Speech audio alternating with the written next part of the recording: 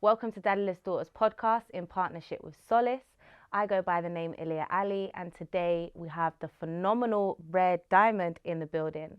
Her story is incredible. She's inspired me. She's only been in the building for about half an hour. My energy is flowing. I'm ready to dive straight into it.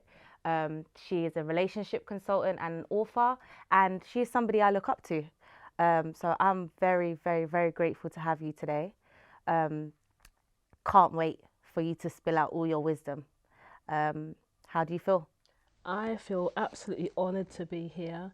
I believe that Daddyless Daughters is something that we really need in today's community. And I would like to contribute in any way that I can for this to rise to higher heights, really.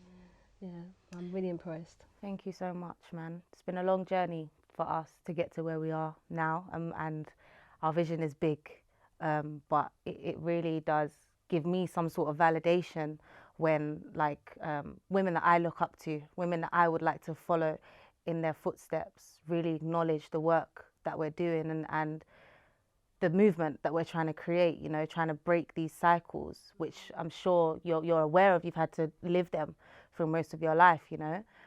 So my first question for you today is, where does your Daddyless Daughter journey begin? My journey began in my own experience from my own childhood, where my father was to a degree present, but he wasn't mentally present, which in a sense presented a lot of problems for myself as a child, as a teenager, as a young woman, and even now. So my journey started from very young, and I can see similarities in all different ages of the impact of not having that nurturing support from a male alongside females. Obviously important, of course we are, but it's a duo journey to raise a child. It's for a man and a woman. So what was your childhood like? Well, first of all, my father wasn't in my life until I was about 9.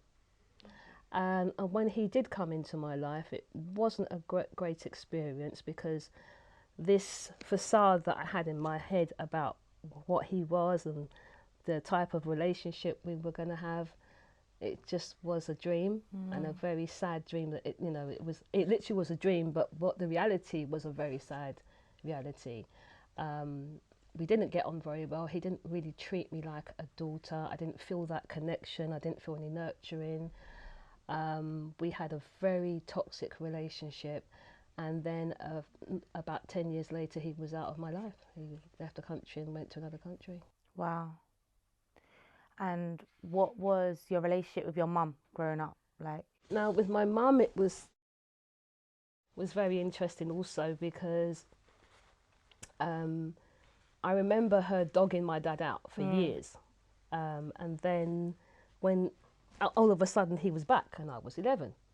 So in my mind, I'm thinking, well, I thought you didn't like him, type of thing.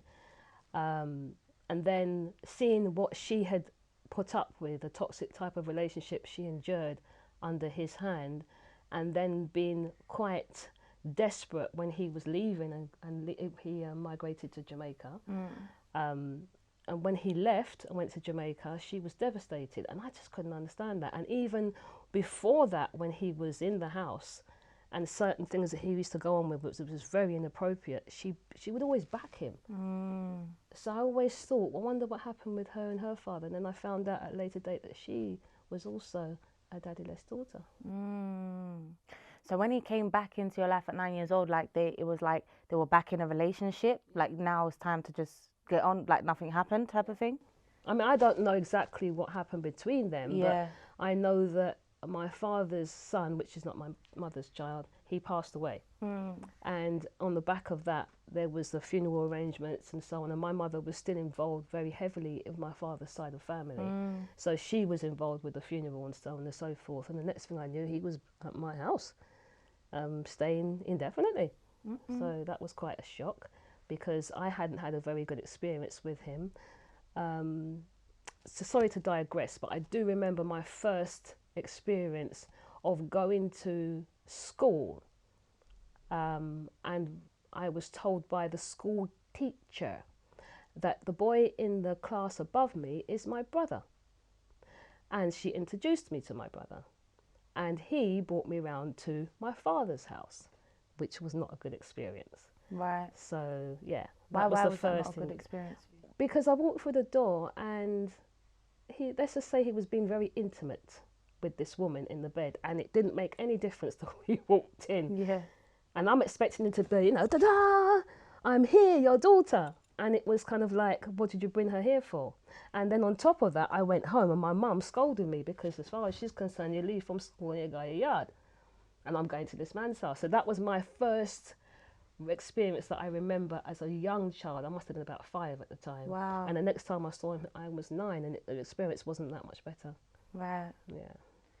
So what were the experiences that you did have with your father growing up? What was the relationship? Um, to be completely honest, my dad didn't understand the protocol of being a father. And so he took it upon himself to start abusing me. Mm-hmm. So I was under that. When I was 9, I remember the first time that he imposed himself on me, he gave me a whole bottle of Captain Morgan. And I remember being drunk and saying to him that my brother does the same thing what you're doing now. So obviously it was, you know, child molestation because my brother was doing the same thing, my half brother. And so, yeah, that was a really difficult journey for me with him. And I tried to kind of grab onto the normal side of the relationship and pretend that that other side wasn't happening, because there was a lot of nice things about him, but it just was inappropriate how he conducted himself, obviously. And that left some serious scars with me. It made me feel very empty, very vulnerable, very worthless, and very angry. At what point did you realize all these sexual experiences were wrong?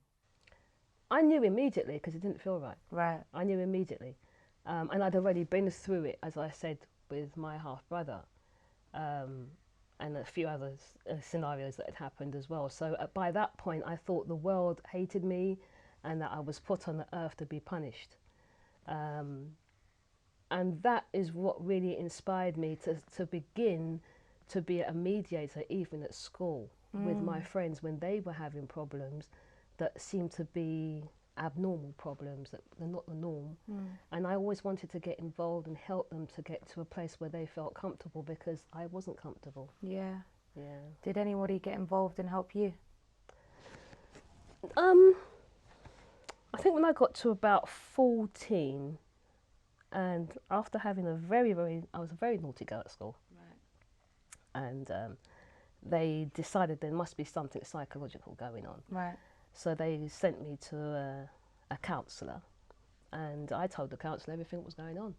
So they immediately removed me from the home, but they didn't have somewhere to put me that was a suit that met my needs. So I was put in a type of a borstal place. But it was, as far as they were concerned, it was better than being at home, but it wasn't.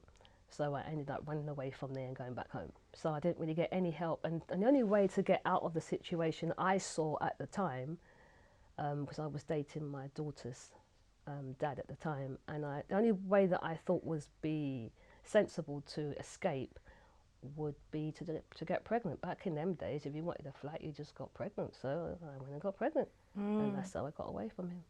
And that was a conscious decision that you made? Yeah, yeah. That's the... And for twofold reason. One, if I had a child, that child would deal with me and I would deal with them the way you're supposed to deal with each other. And also, it was an escape from home.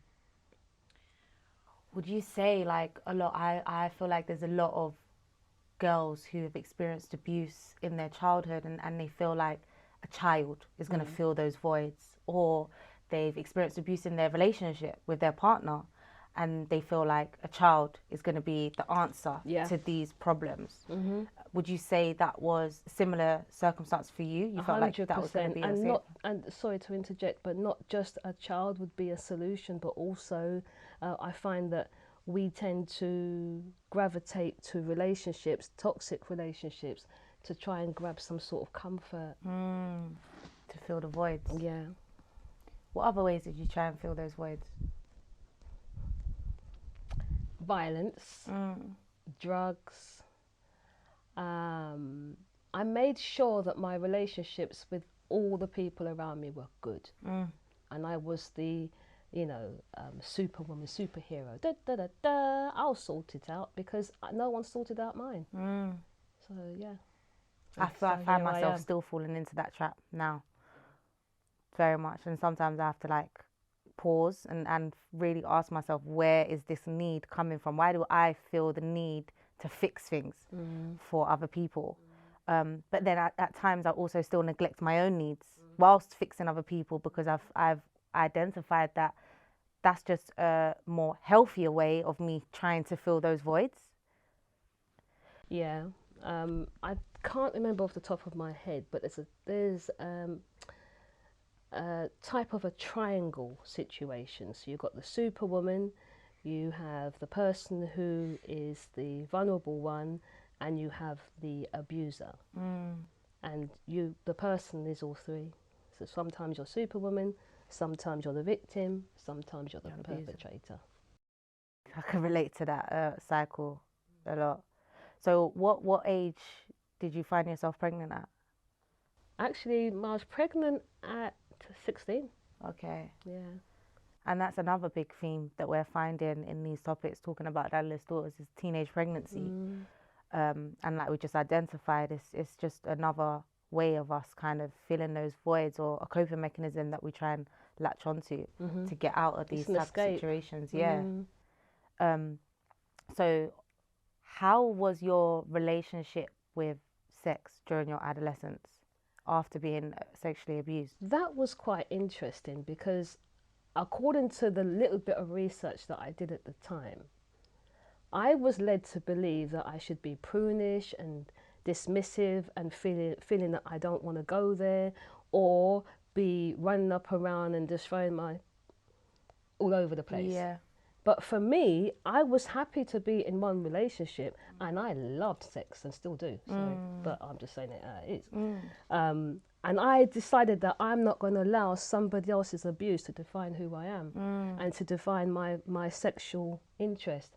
I have no problem. I never had a problem. And I had never had a problem because I was quite adamant from day one. I'm not going to be a casualty here as well as there, and there. This is something I'm taking. How did your family react to the disclosure? Because you said you was removed and then you went back, so... Like how most families react. My mum totally denied it. She said that I'm just an imaginative child. She backed my dad 100%. She knew about my dad, she knew about my uncle, she knew about my brother. She didn't have the ability to know what to do. I don't think that she condoned it, but I think through fear and confusion, she just kind of buried her head in the sand. And I found that I was very resentful towards her for a very long time because I didn't look at the whole picture of all the wonderful things that she did bring to the table. How did you move past that with her? Have you moved past that? Yeah, I've moved past it a long time. As I said to you, I look after my mum 3 times a week now. Yeah. Which is quite challenging. But in terms of how did I move past it, I think, if I'm honest, I've done a lot of Bible reading. I went on a lot of courses, I went away and done a lot of courses, personal development courses, to understand where she was at, why she made the decisions that she did. So by the time I got into my mid-30s, me and her relationship was almost 100% repaired. Is it? Yeah. Wow. Did she ever take accountability No. or validate your pain ever? No. So that's something that you had to... Are you still grieving that? I said to a friend a few weeks ago, I'll never get that sorry. I've let go of expecting it, but now I know where she's at now. I can't even expect to ask her that now. She's too sick. And so what I had to accept is that, you know, the reality of what was before me. You got your mum, she's sick, she's been there for you on many different levels that you cannot forget. And yes, she has done some things wrong, but how much things have you done wrong with your children? And that helped me to get past that. And I learned from my mother that what things that I did that my children didn't like, I now say sorry. And I now acknowledge, because I don't want to put them through what I've gone through with her. So let's move on to your journey into motherhood. What that kind of, you wasn't given the tools to thrive in that area of your life. No, I wasn't. So I'm in this relationship. He's 5 years older than me. I'm 17 years old with this newborn baby. And it just didn't fare very well. Cut a very long story short, it was very violent, very dismissive, and also he was very much into infidelity. So again, I felt rejected. I felt angry, and some of it I called upon myself because I was quite a feisty character, and I was quite argumentative and quite bitter. So sometimes that would transpire in the relationship. So whilst he was quite a few things that are undesirable, I've got to take some acknowledgement that what I brought to the table wasn't great at times either. I think it's important for us to touch on that, because us as daddyless daughters do play a key part in the relationships in our lives breaking down, and also, you know, engaging in the relationships that we know are not healthy for us, Exactly. that are not in alignment with us trying to heal ourselves or trying to understand where we come from and where we need to go. I always say to my daddyless daughters, like, this journey is a matter of life or death, but I guess our death is not, we might not die externally, it's internally. That's we right, die yeah. gradually. Yeah. So could you touch more on, from your expertise, about that need that we have as daddyless daughters to engage in these type of relationships, and why we don't break that cycle? Again, from childhood, your expectation is to be nurtured, is to be cared for, is to be loved.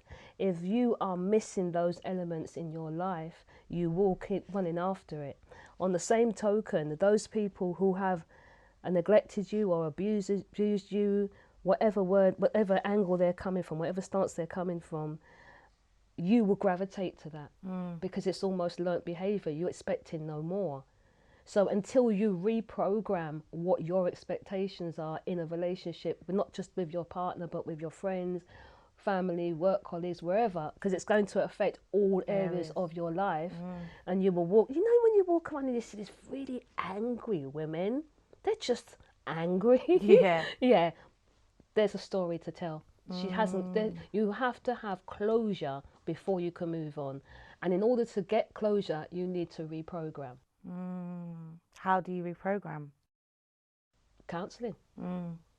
It's counselling, and it's personal study of self. Yeah.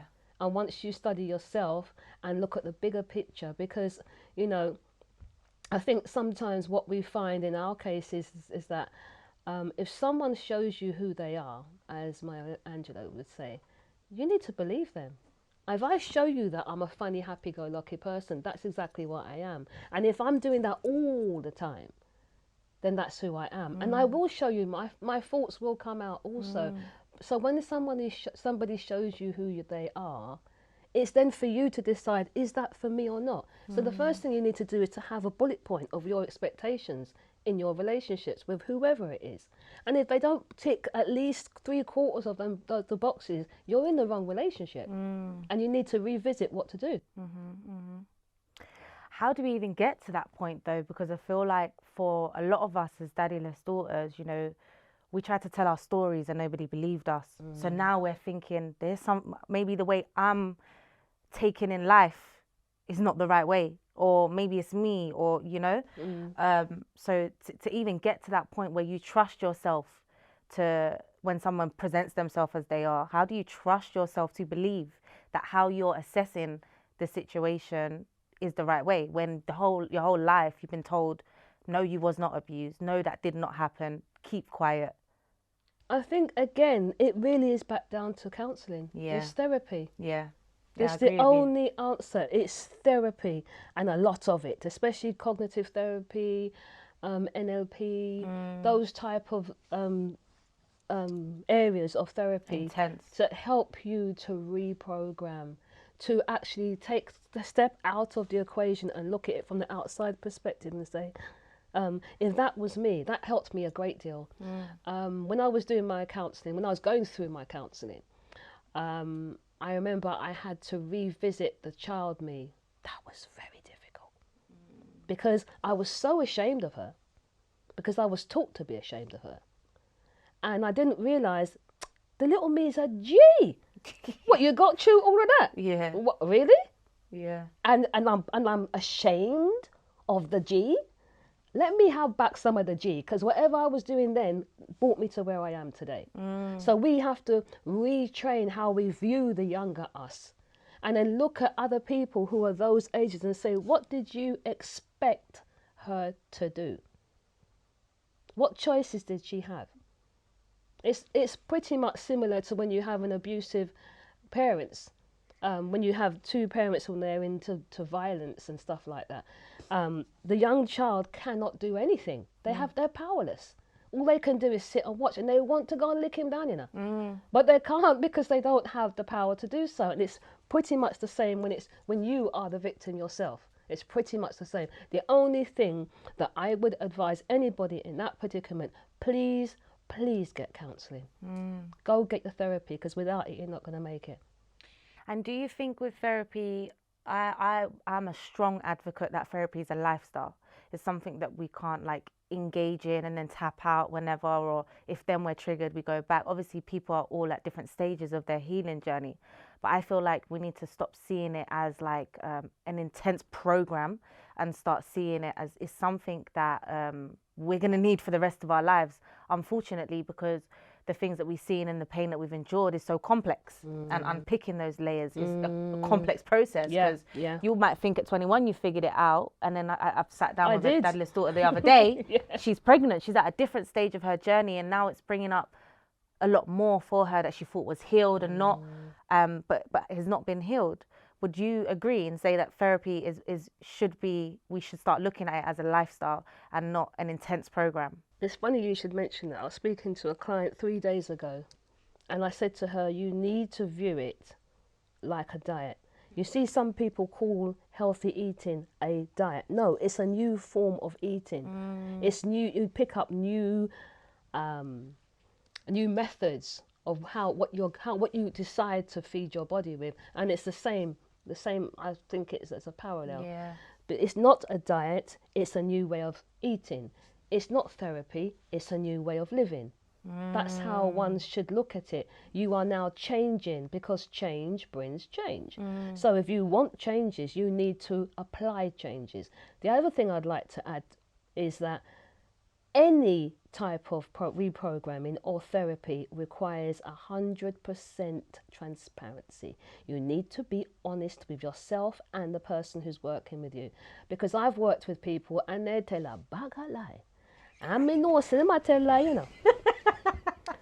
And when them I talk, I said, let them go and talk, because me know, so lie. Yeah.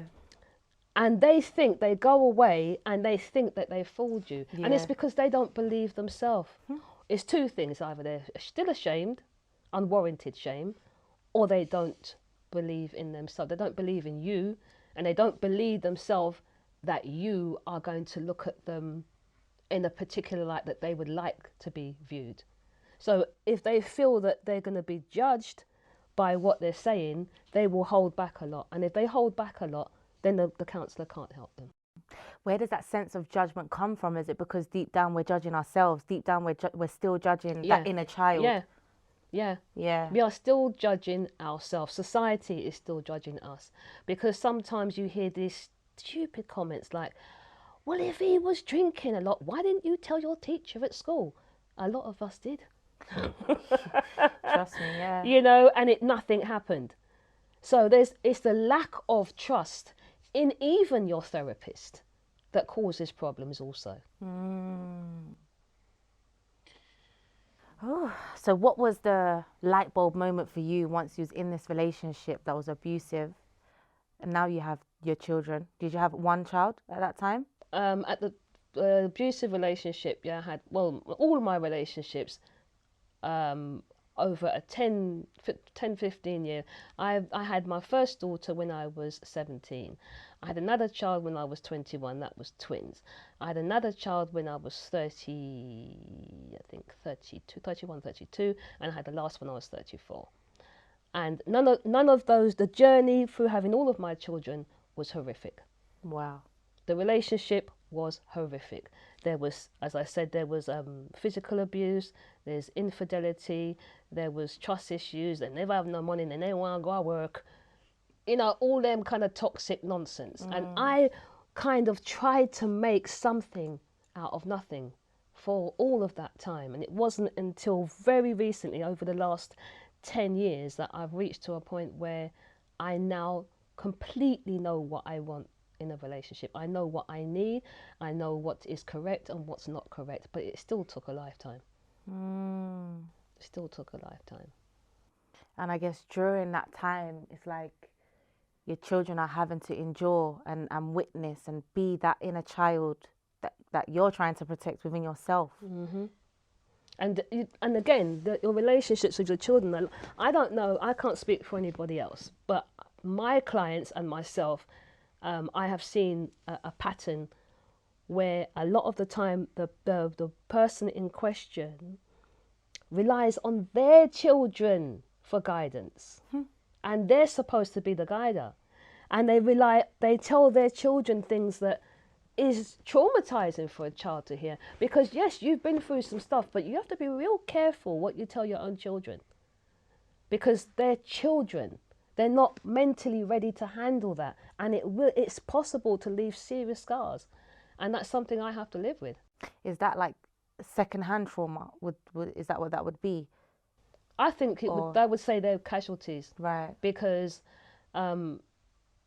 it wasn't intentional abuse. I think there's a difference between acting out, shall we say, acting out the consequences of an abuse, as opposed to being the abuser deliberately. I would never deliberately abuse anybody, but I have abused people in the past, unintentionally. Do you think it's inevitable that people that have been abused become an abuser at some point in their life? Yeah. Whether they're conscious of it or not, isn't it? Yeah. And that's a hard thing to accept. Because the way we hate the Abusers. and then we come. So the learned behaviour is powerful. You have to be realistic about the impact of what you're seeing, what you're experiencing, what you're living through, because it's likely to present itself, even if not in yourself, but in the partner that you choose, in the friendships that you choose. That's what I love about relationships. And I like to use like my relationships as a mirror, as a tool to mirror to me and show me the things that I need to work on to better myself. And I'm not nowhere near where I want to be in terms of like building healthy relationships in my life and surrounding myself with people that I know I'm aligned with. But I feel like it's a great tool that we could use to figure out the parts of us that we're hiding, the parts of us that we need to unpick. And like I always say, like the quality of our lives are shaped around around our relationships, like you mentioned, whether 100%. it's in the community, in our households, in the workplace. The quality of how we're going to live is shaped around the relationships that we sustain or can't sustain, essentially. So what has that healing journey with your children been like? It's been a roller coaster because it's difficult. Could you imagine navigating, healing your relationship with your children and at the same time maintaining personal progress with self? And sometimes you are going to backslide with the personal progress. guess who's going to be the casualty? So then you've got more work to do. So it can be a roller coaster, but at the same time, you can see yourself growing and growing. I've seen myself growing from heights to heights. I remember times when I felt, I mean, I was told at school that I would never come off to anything.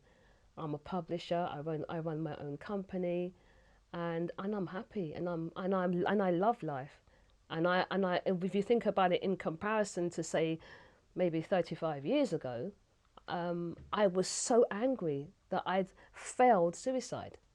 So it's such a contrast. There, you can feel the difference. Where my children are concerned, I feel that any person who's been raised by someone who has gone through trauma should have counselling. That's my personal opinion. Because I feel that there has to be some splinters that you need to address as the person, as the casualty, if you like. Have your children started that process? One has just started recently, funnily enough. But again, this is part of why I'm saying what I'm saying to you, that when you go to a counsellor, you can't tell half of the story. You have to say all the good and bad bits, you know, because if you give them half a picture, they can only give you half the solution. So, yeah. Okay. Do you think like getting to a full place of recovery is unrealistic for us? Yeah. I'll keep it real. So what's the next best thing? The next best thing is to keep going. You keep going, and nobody's perfect. If this didn't happen to us, something else would have happened, because nobody's life is perfect. Nobody's journey is perfect. So we'll never be at perfection, but what we can do is our best and keep trying. So for any young girl who's in that repetitive cycle of being in abusive relationships because of the childhood trauma that she's suffering from, who has experienced like not having validation, nobody ever validating her experiences, none of that, what do you say?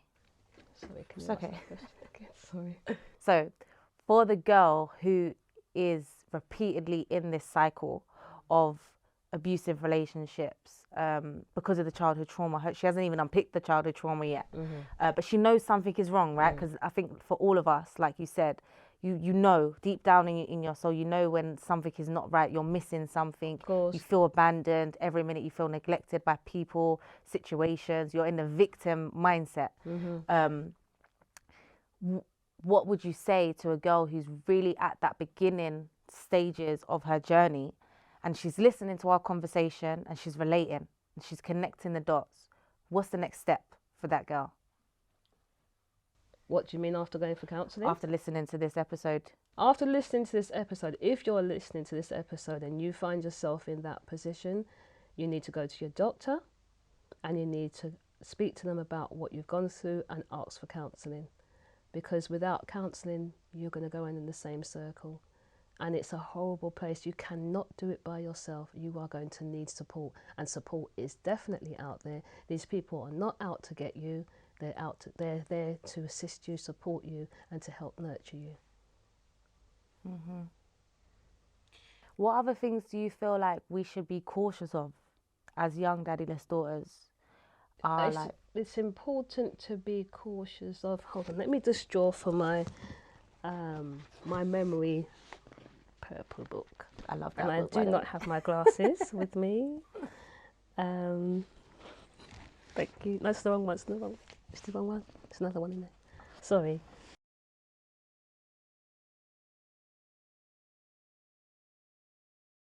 There's another. You can dig it out. I've got no problem. It's in there. Thank you. Thank you very much. Thanks, Lucy. Okay, so do you mind if before I answer that question, can I just touch on this, because this is something that is a direct dedication to you guys. Thank you. And it's talking about the forgiveness. Yes, please do.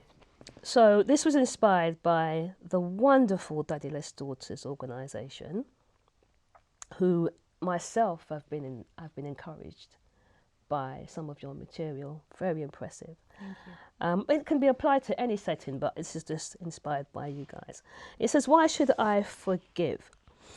It says, Mum, this is a mother and daughter speaking. Mum, I am confused. Let me begin with, why do people say you must forgive?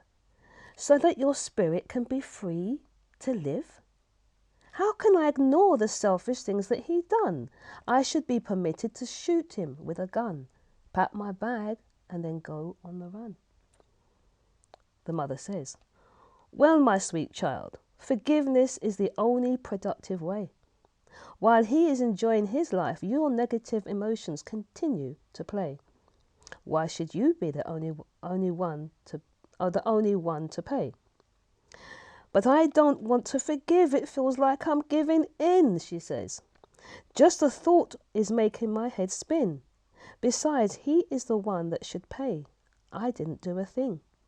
The mother says, ah, but that is my point. It is you who is feeling the strain. Those sad memories that are causing you to feel drained. And until you attain closure, you will continue to be in pain. Closure is accomplished by acceptance and letting go. Am I saying you should condone his behavior? No. But you have a right to progress and glow. You have a right to feel your happy spirit grow. Yes, use your right to fight so that you no longer feel low. You deserve to be content, but that seed only you can sow. Girl, you try to make me cry. The forgiveness. The forgiveness. Don't know how we get that. I know I'm on my journey of self-discovery and I'm very aware of the things that I need to forgive. But then when I come up against those things that I have to forgive, my spirit resists it. Like it's a physical sensation that I get, an irritation. Self-protection. Yeah, it's like, you know, it's deep for me. Forgiveness is a very deep one for me. And I don't know if I'll ever get to that space of really forgiving. But then I realize if I don't, how do I forgive myself for the situations that I put myself in? So for me, forgiveness works hand in hand. And I realized that when I realized hate. I used to really hate my mum. But I realized because I hated my mum, I hated myself. I couldn't figure out how to love me because I'm half of her. Precisely.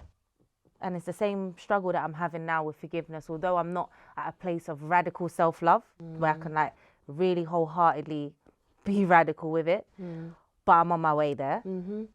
So forgiveness, I wouldn't even say I've reached stage 3 yet. Can I just say that with forgiveness, those horrible doors, those brick walls that you get better into, that's why I say you just go back into it. That's how it feels. That is your inner child protecting you, because what's happened has already happened, so it's reliving it, so it's protecting you. At least that's how it seems to me. It's like it's a protection from your childhood. So the child you saying, oh, I know this place, I remember this memory, I need to protect myself. So because you're in a different place now mentally, but the only way that you can really be able to grow is not about forgiving your mum, it's about forgiving you. So because when you forgive yourself, then you can let go of the hate. Then you can let go of the resentment. Then you can let go of some of the pain. Make sense? Of course, yeah. It allows you to be, it sets you free. Set your own self free. It's not their job. They're living their life, them good. And sometimes I feel like, you know, okay, this setting yourself free, and I know that it eats up at us, but I also then feel like, well, somebody's got to pay for what happened, even if it's me. But you've already paid. Makes sense? You're saying someone has to pay for what happened. How many times? Yeah. is okay. That's a good question because I was asking the team that earlier. Yeah. That's why it says you have to let go to grow. How many times do you have to go through that? And it's painful, and there is a process, and it won't happen overnight. But if you start to train your mind to acknowledge that you do have to let go in order to grow, who are you holding back for all the time that you don't let go? Me. Am I right? Are you? Mm. You see what I'm saying? We're not meant to be doing a session here. You know the one. It's good though. They need to see what it looks like. This is what Yeah. the platform's for. This is what these Yeah. conversations are for. Because, you know, the theory of everything sounds good. But what does it look like? And it's painful to be on this journey. It's painful to constantly be unpicking the layers. And like when you've constantly had to live in survival mode, we're tired. Like at what point does it end? That's why I asked you that question of like, is it unrealistic to expect to ever get to that point of full healing?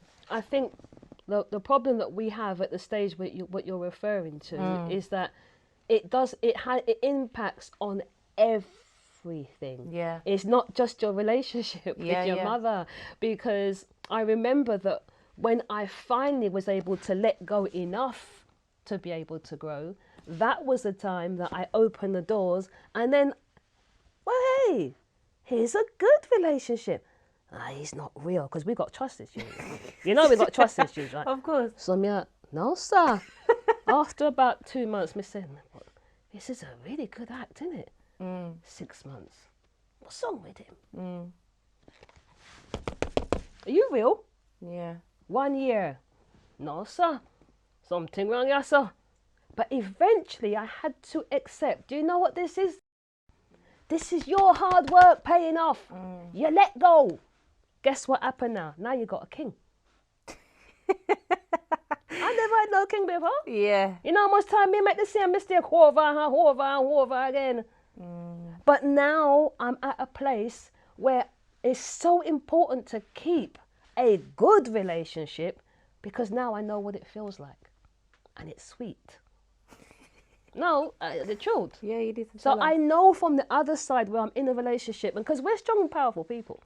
So what we try to do is make the impossible work. Me not saying might gamble a little bit, but me alright, me get on a side job, yeah, so on. You know, we try and find things and ways around it to try and compensate their faults. And I'm not blaming the partner, because as I said to you before, I had a lot of faults myself. And a lot of mood swings and Jekyll and Hyde type.com. So there was a lot of things that they had to deal with also, but I still picked poorly. My choice was poor. And no disrespect to them, I hope they never see this.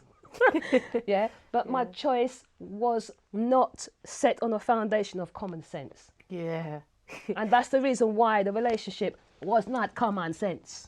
That's why the relationship was toxic. Now I'm in a relationship where he's not perfect, but we speak with respect, mutual respect. There's mutual trust. There's mutual compliance. So once you start doing stuff like that in a relationship, you get all the benefits, like a flower that's coming out. Yeah. And for you to get to that place where you're in a relationship and you feel like that in your relationship, you have to give also.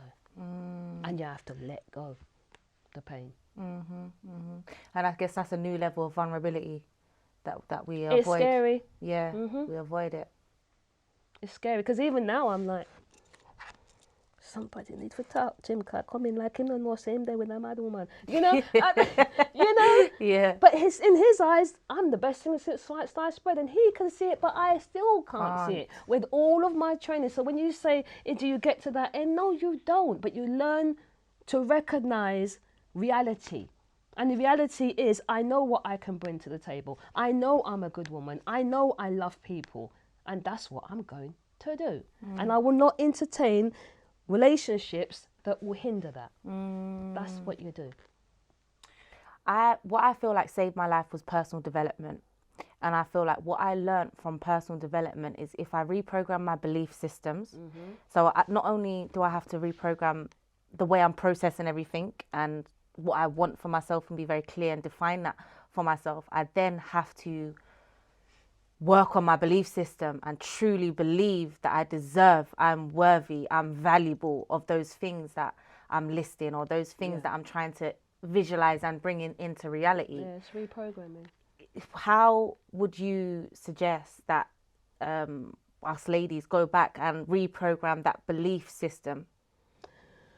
Again, I know I sound like a scratch record, but it really is therapy. Right. Because we, at that stage, But what do we you do? don't have the insight to know what to do by yourself. You are going to need to, if you're not comfortable enough to speak to somebody, this is 2021. Right. There's YouTube, there's Google. I'm not saying all of them give good advice, but you can pick up a lot of motivational just do your research, look it up and see what advice that they give, and take out the ones that you know you can do and start wearing them. There's a saying, fake it till you make I it. was literally going to say I've that. been there. Me fake it and fake it and fake it, and I know me make it. So, you know. Yeah. So where you at now? Where I'm at now, I still have trust issues, nowhere near as bad as before. I still will lack confidence in myself, nowhere near as before. I still need to remind myself my value. Again, nowhere. So everything is still there, but it's in small. Develop. Whereas before, it would feel more than this room, this building, this borough. You know, so yeah. I see it squashing right the way down. But you need to have the right people around you. Company makes a difference. The people around you, if they're all depressed and if they've been through all kinds of stuff and you're only around those people and they've made no effort to change, guess what? All right, one bad apple spoiled the bunch. So you have to know, say, be around people who are also trying to elevate. Be around people who are not, you know, their character is not consistent with abusing other people. And those things really help.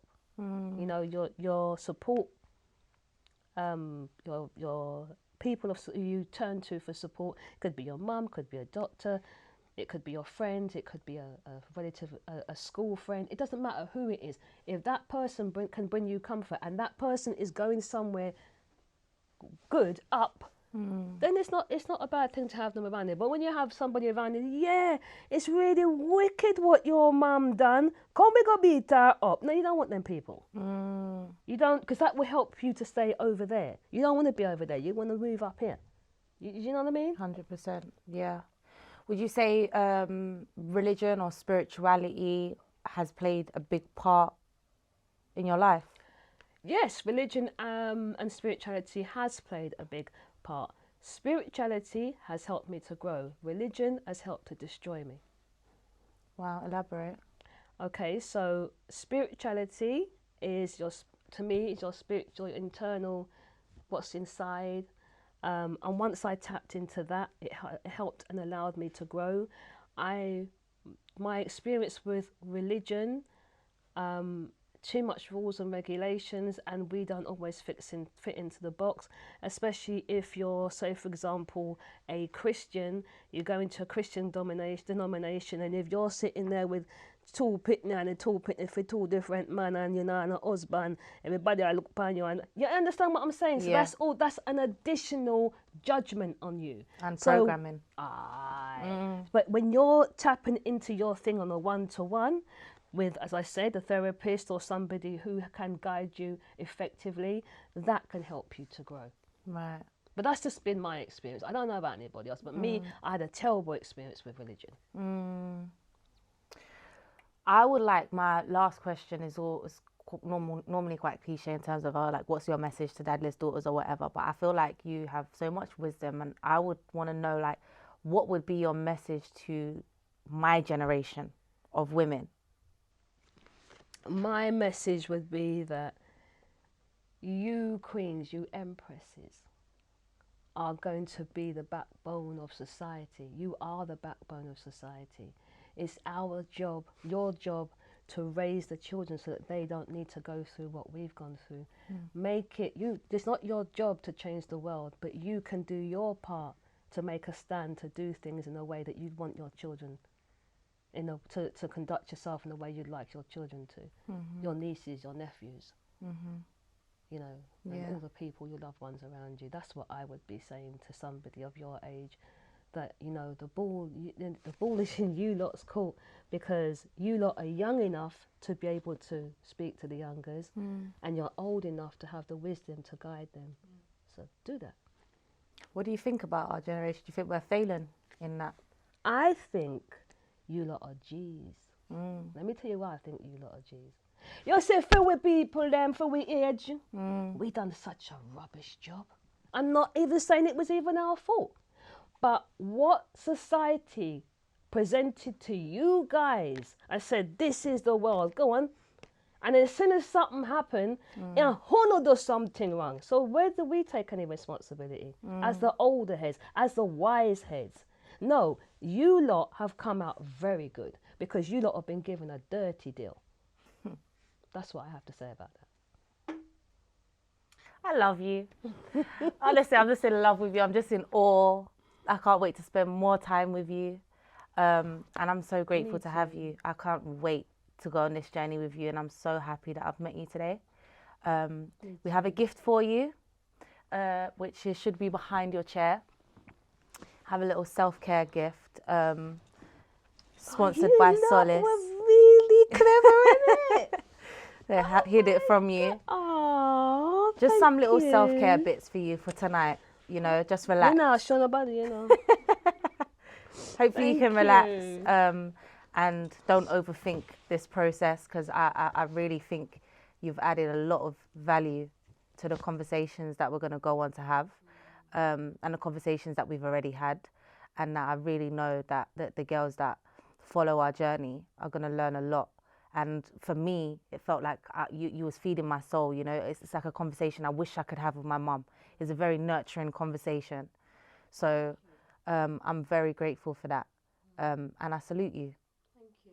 I really do. And I'd like to conclude with saying that I feel so honoured. I feel like this is part of my calling. I've been waiting for a platform like this for a long time. Yourself and another platform have both come at the same time, and I am elated to be involved, and I feel blessed, and I appreciate it. Thank you so much. Nothing but love and blessings always, and healing. Thank you. Thank you, guys.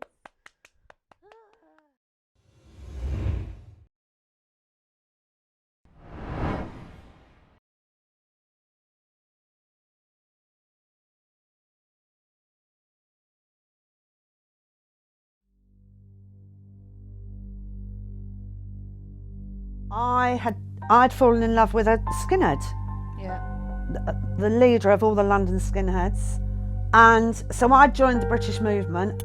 I was brought up in Folkestone. I didn't know anything about race. I really didn't.